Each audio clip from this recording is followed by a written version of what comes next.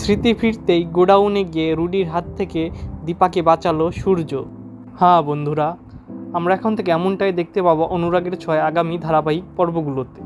ছদ্মবেশে দীপা গোডাউনে রুডিকে লাঠি দিয়ে আঘাত করে এবং রুডিকে সাময়িক সময়ের জন্য অজ্ঞান করে ফেলে।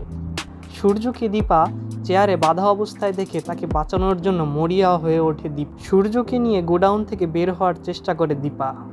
অদ্ভুতভাবে রুডিকে দেখতে থাকে এবং ভাবতে থাকে, কে ও, কি চাই ও, কিছুই তো বুঝতে পারছি না। হাত দেখে দীপা ভাবতে থাকে, এ তো রুডির মতো দেখতে লাগছে, কিন্তু রুডি এখানে কিভাবে আসবে। এর মধ্যে রুডির জ্ঞান ফিরতে থাকে এবং এর মধ্যেই দীপা সূর্যকে নিয়ে গোডাউন থেকে পালানোর চেষ্টা করতে থাকে। কিন্তু দীপা পালাতে পারে না, কারণ রুডির তখনই জ্ঞান ফিরে আসে এবং রুডি তখনই দীপাকে ইনজেকশন পুশ করে অজ্ঞান করে ফেলে। আর দীপা আবারও অজ্ঞান হয়ে যায়, কিন্তু দীপার চোখ দুটো খোলাই থাকে এবং দীপা বেঁচে থাকে এবং সূর্যকে গোডাউনের একটা জায়গায় ফেলে রাখে।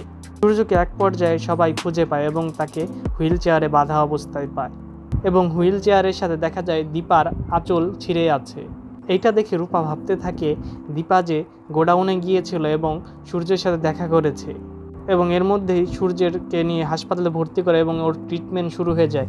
কিছুক্ষণের মধ্যেই সূর্যের জ্ঞান ফিরে আসে এবং সূর্যের সব মনে পড়ে যায় এবং দীপা যে ওই গোডাউনে আটকা পড়ে আছে এটাও তার মনে পড়ে যায় এবং দীপা যে বিপদে আছে এটা সূর্য বুঝতে পেরে দ্রুত সেখান থেকে বের হয়ে গোডাউনের দিকে রওনা দেয় সূর্য দীপাকে বাঁচানোর জন্য।